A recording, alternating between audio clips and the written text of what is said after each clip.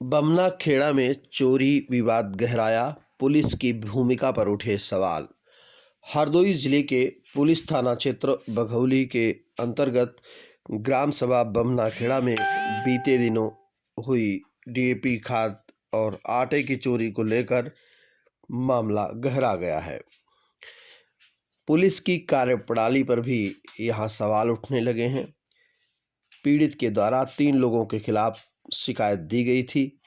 Police ने केवल एक ही लोगों के खिलाफ मुकदमा दर्ज किया था, जिसको लेकर ग्राम प्रधान के पति ने ऐतराज किया था।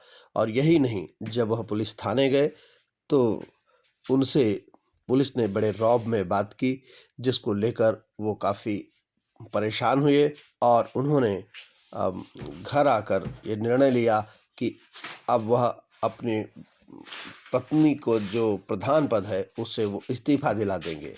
जिसके चलते यह बात जब उन्होंने अपनी ग्राम पंचायत में रखी तो ग्राम पंचायत के जो 11 सदस्य हैं उन्होंने भी इस्तीफे की बात कही। इस पूरे मामले को लेकर जहां दूसरा पक्ष भी अब लगातार बयानबाजी कर रहा है, उसने कहा है कि उसको झूठा फंसाया जा रहा था। पुलिस ने बहुत अच्छे तरीके से जांच की, सही जांच की, इसलिए वो बच गया, नहीं तो उसके खिलाफ कार्रवाई हो जाती। इससे पहले भी उसको फंसाया गया था, जिसमें पुलिस ने उसे बाहर कर दिया और इस बार भी जांच में पुलिस ने बाहर कर दिया। तो इस तरह से बयानबाजी का दौर चल रहा है। और जहाँ तक सवाल बघौली पुलिस का है, तो इस पूरे मामले को लेकर उलझाने में पुलिस की भूमिका को नकारा नहीं जा सकता। हालांकि इस मामले में चर्चा है कि पुलिस भी ये कहती है कि उसने अपना काम ईमानदारी से किया है।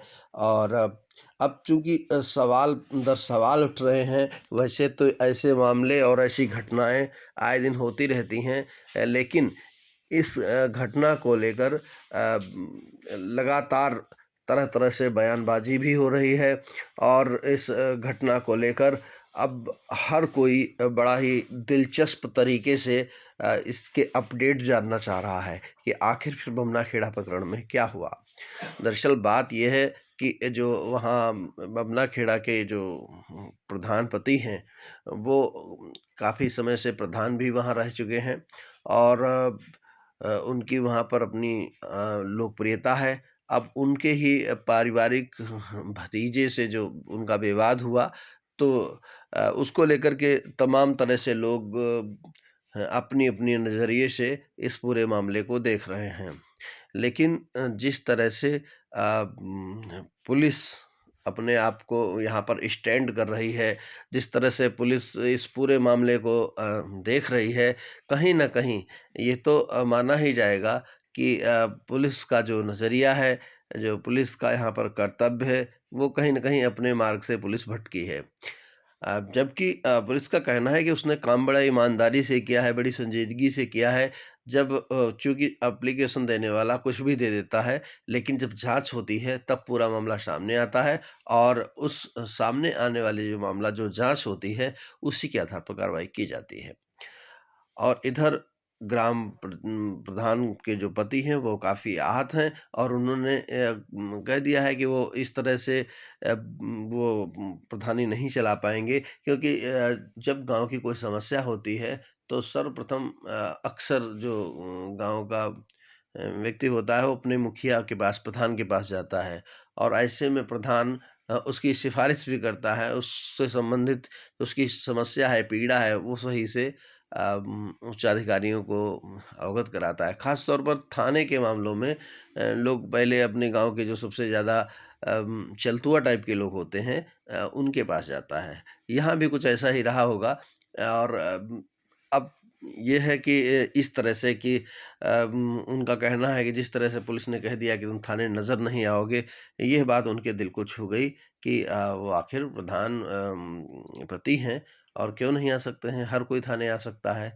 और ये कोई आज की नई बात नहीं है। इससे पहले भी मैंने अपने जीवन अनुभव में देखा है कि थानेदार इस तरह से ओवर स्टाइल में बात करते हैं, और ख़ास तौर पर तब जब उच्च अधिकारी उनका सपोर्ट कर रहा हो, या उनका उच्च अधिकारी बहुत ईमानदार हो, तो उसके दम पर वो इस तरह का दंभ भरते हैं और कह दिया करते हैं कि फला आदमी दिखाई न पड़े, गुंडे दिखाई न पड़े।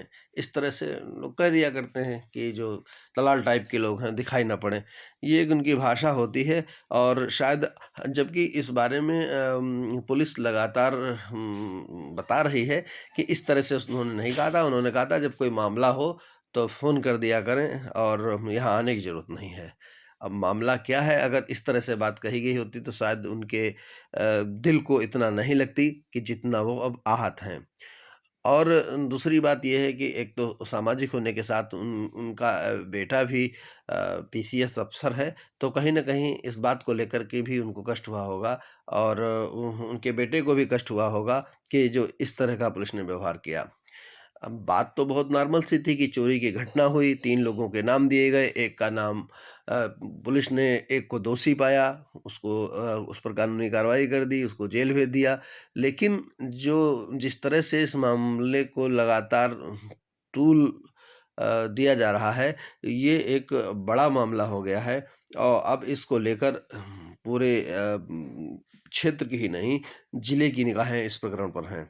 हालाँकि इस पूरे मसले में अ, पुलिस अपने स्थान पर है, और उसका कहना है कि उसने सही निर्णय लिया है, बिल्कुल बैक फुट पर नहीं आना है, क्योंकि उसने सही निर्णय लिया है।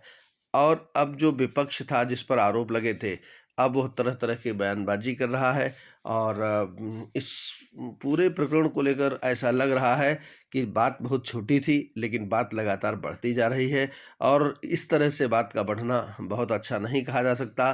कहीं न कहीं कुछ न कुछ अनहोनी की आशंका बनी हुई है।